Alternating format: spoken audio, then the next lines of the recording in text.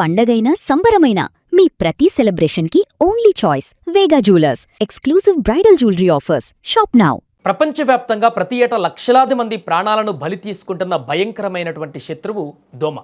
Dengue, malaria, చికన్గున్యా వంటి ప్రాణాంతక వ్యాధులతో మానవాళిని పీడిస్తున్న ఈ కీటకాల అంతానికి ప్రముఖ సాంకేతిక దిగ్గజం గూగుల్ ఒక సంచలన వ్యూహాన్ని సిద్ధం చేసింది.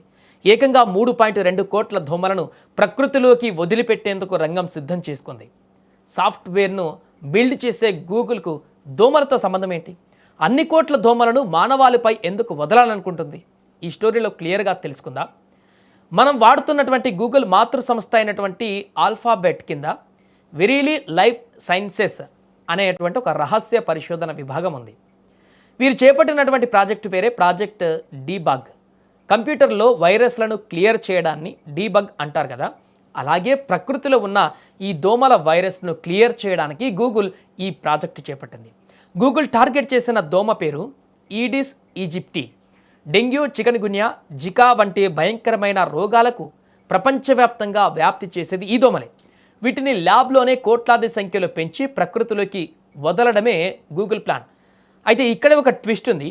గూగుల్ వదిలిపెట్టే ఈ 3.2 కోట్ల దోమలు మనుషులను అస్సలు కుట్టవు. ఇక్కడే గూగుల్ తన అద్భుతమైనటువంటి టెక్నాలజీని వాడింది. సైన్స్ ప్రకారం మనల్ని కుట్టి రక్తం తాగి రోగాలను వ్యాప్తింపజేసేటువంటి కేవలం ఆడదోమలు మాత్రమే. మగదోమలు మనుషులను కుట్టవు. అవి కేవలం మొక్కల రసాలను తాగి బతుకుతాయి. అందుకే గూగుల్ తన ల్యాబ్లో రోబోటిక్ టెక్నాలజీ మరియు ఆర్టిఫిషియల్ ఇంటెలిజెన్స్ ఉపయోగించి కేవలం మగదోమలను మాత్రమే ల్యాబ్లో పెంచింది.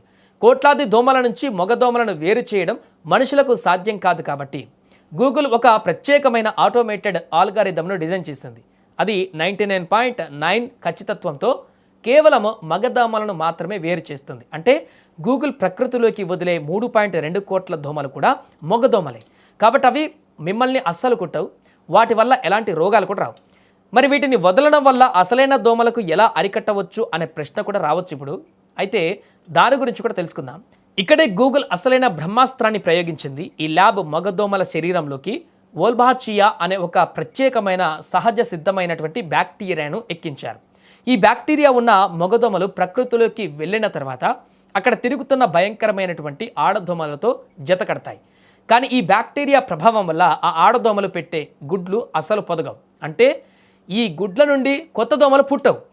దీనివల్ల ఏమవుతుందంటే క్రమక్రమంగా కొత్త దోమల ఉత్పత్తి పూర్తిగా ఆగిపోతుంది. ఉన్న దోమలు వాటి జీవితకాలం అయిపోగానే చనిపోతాయి. కొత్తవి పుట్టవు. ఫలితంగా ఆ ప్రాంతంలో డెంగ్యూ, మలేరియా వ్యాపింపజేసేటువంటి దోమల జనాభా 80% పైగా పడిపోతుంది. ఎలాంటి కెమికల్స్, విషపూరితమైనటువంటి మందులు వాడకుండా కేవలము దోమలతోనే దోమల సామ్రాజ్యాన్ని కథం చేసేటువంటి అద్భుతమైనటువంటి బయోటెక్నాలజీ స్ట్రాటజీ ఇది. వినడానికి సైన్స్ ఫిక్షన్ కథలా ఉన్న గూగుల్ ఆల్రెడీ దీనిని అమెరికాలోని కాలిఫోర్నియాలో ప్రయోగాత్మకంగా పరీక్షించింది.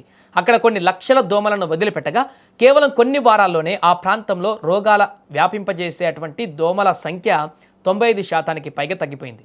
ఈ అద్భుతమైనటువంటి సక్సెస్ చూశాక ఇప్పుడు గూగుల్ ఏకంగా 3.2 కోట్ల దోమలను అమెరికాలోని ఇతర పెద్ద నగరాలలో విడుదల చేయడానికి అక్కడి ప్రభుత్వ పర్యావరణ సంస్థల అనుమతి కోసం వెయిట్ చేస్తోంది. ఈ పద్ధతి కనుక ప్రపంచవ్యాప్తంగా అమల్లోకి వస్తే భవిష్యత్తులో డెంగ్యూ, మలేరియా అనే పదాలు వినపడవిగా. చూసారుగా, టెక్నాలజీ అంటే కేవలం మొబైల్స్, సాఫ్ట్వేర్లే కాదు, మానవాళిని పీడిస్తున్న ప్రాణాంతక రోగాలను నిర్మూలించడానికి కూడా గూగుల్ ఎలాంటి వినూత్న ప్రయత్నాలు చేస్తుందో. మరి దోమలను అంతం చేయడానికి గూగుల్ తెచ్చిన ఈ సరికొత్త దోమల సైన్యం ఐడియా పైన మీ అభిప్రాయం ఏంటి? మన దేశంలో కూడా ఈ టెక్నాలజీని వాడితే బాగుంటుందా? కింద కామెంట్ సెక్షన్లో పంచుకోండి.